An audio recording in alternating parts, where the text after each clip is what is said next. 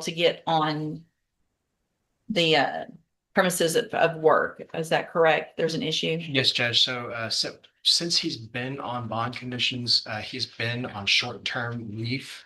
He is now in the process of trying to get back to work, and the facility will not let him work where he does, where his normal job duties.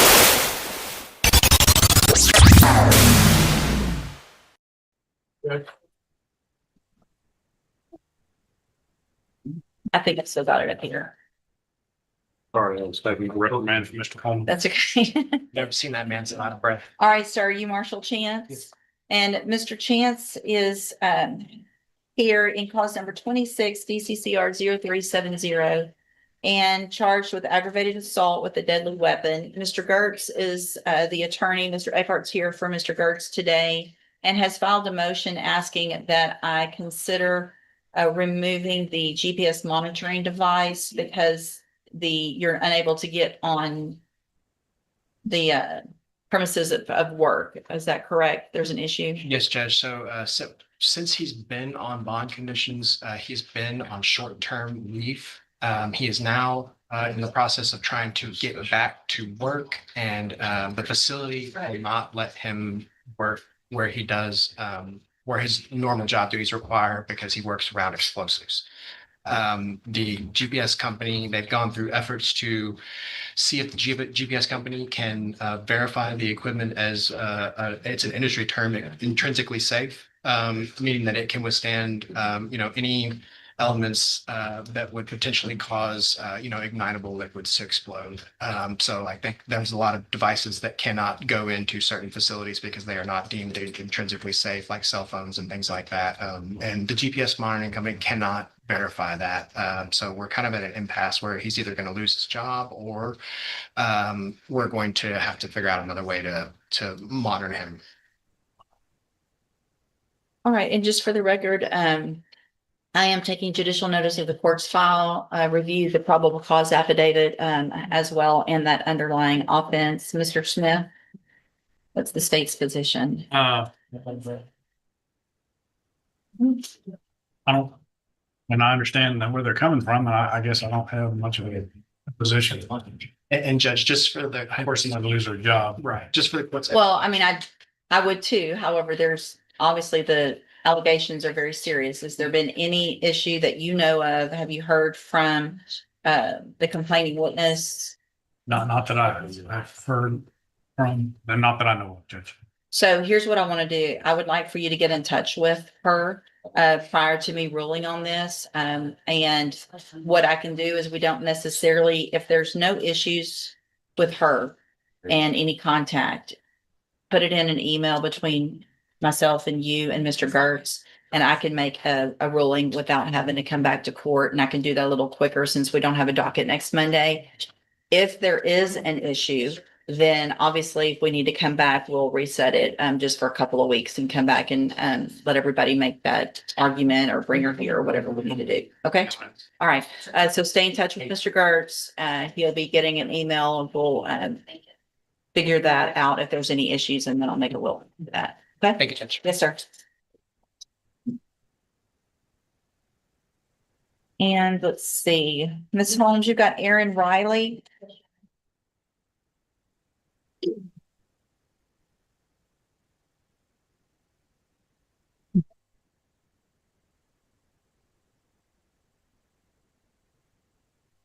Good morning. Are you Aaron Riley? Yes, ma'am. And this is 25 DCCR 1194. Ms. Riley's charged of assault of hospital personnel. And what is the announcement? Your Honor, if we could have a little bit more time, Ms. Riley did provide me some documentation regarding her mental health status. Okay. This revolved around, that's why she was at the Sure. hospital that day, and I provided that documentation to the prosecutor. So we get some time to review that. Sure. Any issues? All right, I'll just do a normal reset. Ms. Riley, make sure you stay in touch with Ms. Holmes and she'll let you know what she discusses with Mr. Smith and then when your next date is, okay? Okay. You're free to go. And then Ms. Holmes, you've got Kaylin Thornton Yes, sir. sentencing.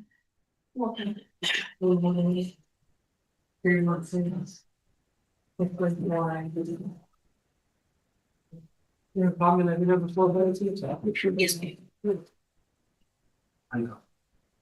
This is Mr. Coleman's on, Kaylin Thornton.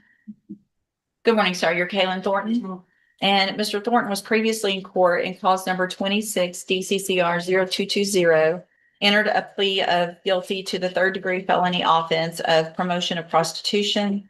I have received the pre-sentence report and reviewed it. Have you both had an opportunity to review it? Yes, Your Honor. Yes, Judge. Any additions or corrections? The only correction, Mr. Thornton is working now. He Good. works for IHOP and at Main Event. Okay, So I know he said he was unemployed, but he is working. good. Good. Anything else? Based on the PSI and the lack of criminal history, I know the agreement was for a straight probation. We were inquiring as to whether the court would consider deferred. Mr. Smith? Judge, this isn't my case, but I would defer to your. I mean, I typically, especially for job purposes, depending on the nature of the offense, give that opportunity. On a first, we've got no misdemeanor, no juvenile, no felony. It would make sense to me. Any issue? I don't have an issue with it. Okay. Mr. Coleman might get mad at both of us, but Well, he's not here. I can handle it. All right, sir, what I'm going to do then, based on that discussion is modify this to a pen deferred. All right, anything else then before I go forward with sentencing? He has a GPS monitor on. He's been having it on for quite some time. And that was a bond condition, so Yeah. that would be, I think, I won't require that unless there's some issues with probation. So he'll be able to get that off later today or tomorrow. And as long as everything else is going well, that shouldn't be an issue. I'll go through with all the conditions and make sure that's all understood. All right. Okay, so Mr. Thornton, I'm going to find that you previously entered your plea of guilty freely and voluntarily. Find sufficient evidence to find you guilty. However, I'm going to defer all proceedings and place you on probation for a period of 10 years. There's Mr. Coleman. As I was watching upstairs, Go I ahead. asked that the court reconsider, Judge. This, initially, there was an allegation of violence. I don't know if the court would want to put this on a brief hold so that, we can maybe take a look at the PC affidavit, and I can also give you a summary. But not only was there an aggravated promotion of, excuse me, I'm out of breath because No, take your took the time. stairs down. That's okay. Not only was there an allegation that started out as a first degree aggravated promotion of prostitution that we have agreed to plead down to a lesser, but there was also an allegation that the individual or individuals who this defendant was essentially pimping were assaulted by this defendant, Judge. And I think under those circumstances, he's not. I think deferred would not be appropriate in this case. So let me do this. Thank you for coming down, Mr. Smith. Mr. Coleman, give me just a second. I'm going to take a look at that. And I would say that is an allegation. I'm not sure if Mr. Coleman has actually spoken with the alleged complainant. She's incarcerated, so maybe he could, or she was incarcerated as of last week. Happy to have a sentencing hearing if the court. But goes. like I stated, for the reasons, there have been several types of cases where the court, for even, I would say worse offenses than this, where a person has had the opportunity with deferred probation when they do not have any prior criminal history. So we believe that that would be fair in this situation. Well, give me a second because y'all did agree already and That's right, Judge. that was what was offered and it wasn't unagreed as to the type of probation. So give me just a minute.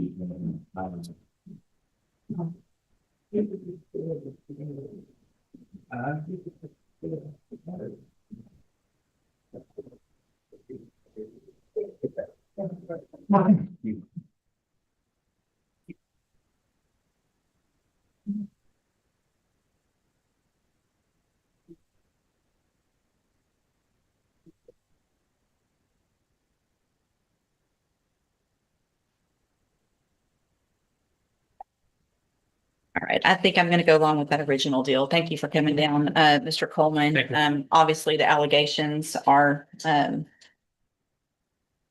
very serious. So let me go back and do this. Mr. Thornton, you made an agreement for that 10-year term, and that's what we're going to go along with. And so I am again going to find sufficient evidence to find you guilty. I am at this time, in accordance with your agreement, going to find you guilty of promotion of prostitution. I'm going to sentence you in accordance with your agreement to a term of 10 years in prison, but that'll be probated. You'll be on probation for 10 years. You're ordered to pay a $1,000 fine and to follow all of the rules and conditions. If you do everything you're supposed to do, you'll serve that sentence on probation instead of in prison. But if you violate any condition, you'll be facing the full 10-year sentence you agreed to. Or probation. That includes, you will initially be on the high medium caseload, which just means you'll be under a little more supervision so they can make sure you're headed in the right path. You will be required to complete the moral recognition therapy and pay the cost of that. Have absolutely no contact with Caitlin Whitsitt, and not be on the premises of 4150 Maida Road. In addition, no association or whatsoever with prostitutes in any way, whether they're willing or not. You cannot have anything to do with them. Do you understand? Mhm.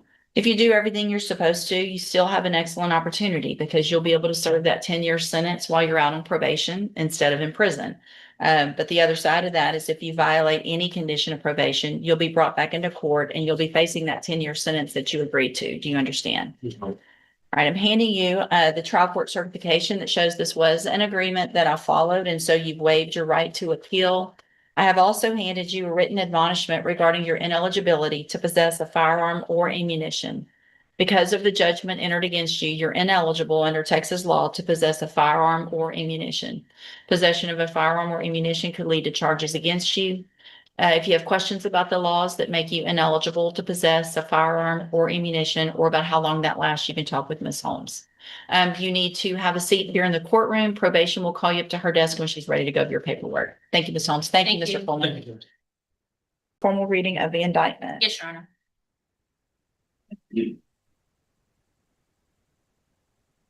Ms. Kirkwood, in cause number 25 DCCR 0190, you're charged with the state jail felony offense of unauthorized use of a vehicle from January 8th of 2025. And how do you plead to that charge? Are you pleading guilty freely and voluntarily? Speak up, please. And are you pleading guilty because you actually did what they've charged you with? I have here on the tablet some documents that have your signature on them that the state has marked as exhibit number 1. Before you signed these, did you go over them with Ms. Holmes? Yes. Do you fully understand them? Yes. And do you understand, if I follow the agreement that you've made with the district attorney, that you'll be waiving or giving up any right to appeal? Yes. And it looks like the agreement that you've reached is for a 4-year deferred probation. There would be a $500 fine, and you would be required to follow all of the rules and conditions of probation. Is that your understanding? Yes. Also, do you understand, if you're not a U.S. citizen, that a plea of guilty or no contest may result in your deportation, exclusion from admission to the country, or denial of naturalization under federal law? State tenders number 1. No objection. It's admitted. Is there any evidence that Ms. Kirkwood is not competent? No, Your Honor. Any history or any reason not to waive that pre-sentence report since it's in state jail? Yes. All right, then, Ms. Kirkwood, I'm going to waive the pre-sentence report. I'm going to find that you entered your plea of guilty freely and voluntarily. Find that you're mentally competent, understand the nature and the consequences of your plea. Find sufficient evidence to find you guilty. However, I'm going to follow that agreement you made and defer all proceedings and place you on probation for 4 years. You're ordered to pay the $500 fine and to follow all of the rules and conditions of probation. If you do that, this is an excellent opportunity because you don't have a felony conviction on your record. And at the end of that probation period, if you successfully complete it, the case is actually dismissed and you'll never have a felony conviction. The other side of that is if you violate any condition of your probation, you could be brought back into court found guilty. So you would have the felony conviction and you could be sent to the state jail for up to 2 years. Do you understand? I'm going to hand you the trial court certification that shows this was an agreement that I followed. And so you've waived your right to appeal. Also, Ms. Kirkwood, especially on a state jail felony, if you do everything you're supposed to up front on that probation, get your community service hours done, make sure your fees are all paid up, there's no reason for you not to get off early. So it'll be up to you. You have to do it all right, but there's no reason for you to even have to do that whole 4 years if you get everything taken care of early, okay? You need to have a seat here in the courtroom. Probation's going to call you up to her desk when she's ready to go over your paperwork. She's at that desk right over there. So listen for her to call your name, okay? Good luck to you, ma'am. Take that.